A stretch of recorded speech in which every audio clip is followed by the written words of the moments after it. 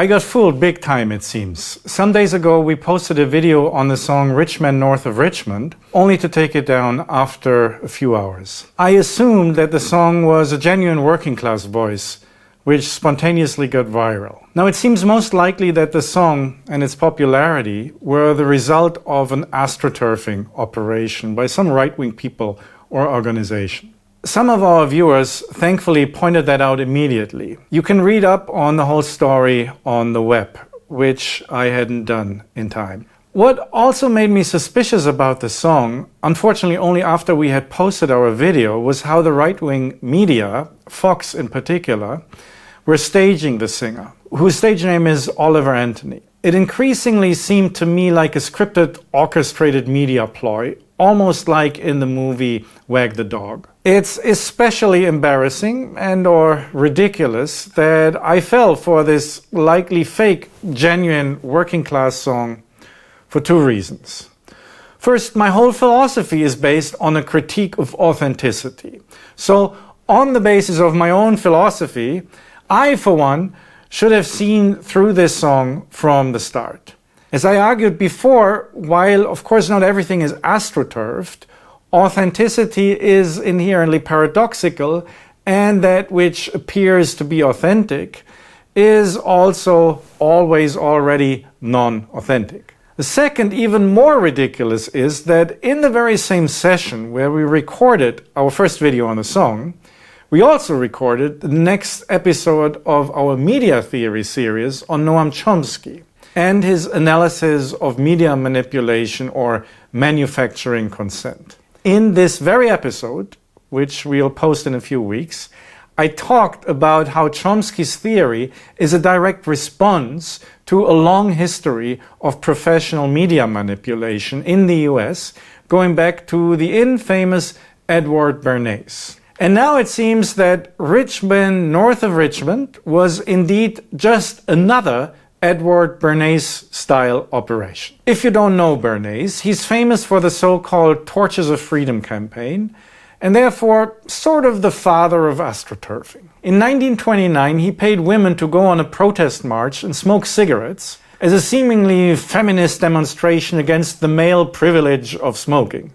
In fact, though, Bernays was working for the tobacco industry, and the actual purpose of the march was not to promote feminism, but smoking to women as a cool thing to do. The Torches of Freedom is an early astroturfing operation for several reasons. First, astroturfing simulates grassroots movements.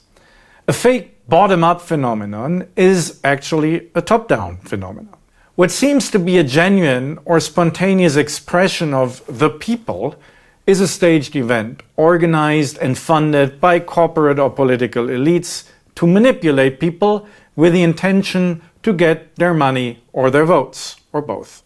Second, astroturf operations do not explicitly advertise a specific product or a specific political actor. The Torches of Freedom didn't promote one particular cigarette brand, and Rich Men North of Richmond didn't explicitly promote the Republican Party or Donald Trump. Instead, they are profile curation operations. The Torches of Freedom profiled the association of women with smoking as both cool and legitimate.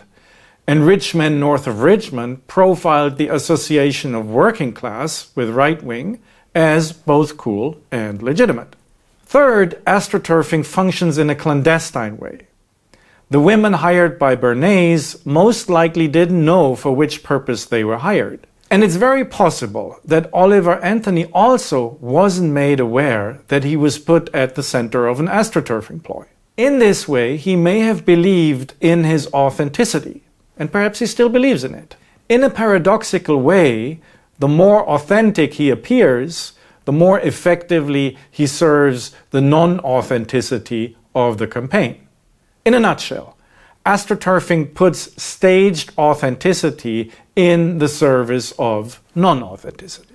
Many people, including myself, consciously or not, wanted to experience Oliver Anthony as a genuine working class singer, as an expression of authenticity.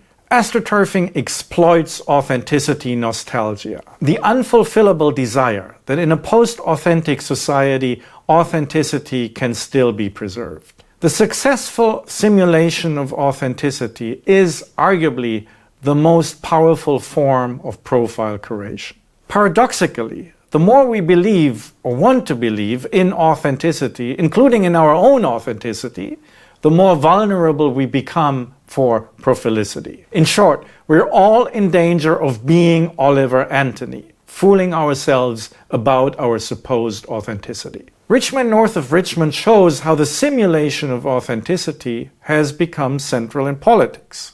Almost all political contests today, at least in liberal democracies, are profile contests and operate regularly as astroturfing operations, exploiting our tendency to be suckers for an impossible authenticity. By believing, in contradiction to reality, that politics should be or could be authentic, we not only fail to understand profile politics, but as authenticity fools, we become its victims.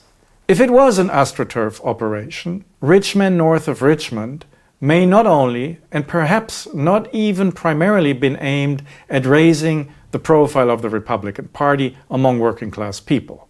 It's quite possible that the stunt was mainly meant to provoke exactly the reaction by what I call the fake left media that it did provoke.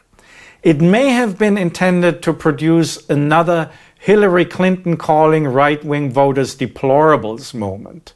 A moment where the fake left betrays its elitist and anti-working class sentiments.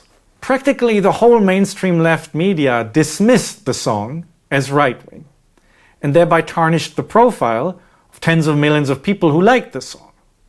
But judging from the comments on YouTube, the song resonated with people not primarily because of its right-wing elements, but because it expresses the plight of working class people rather well, and especially the problem of low wages. For most of its fans, the song was first and foremost not about left or right, but about bullshit pay.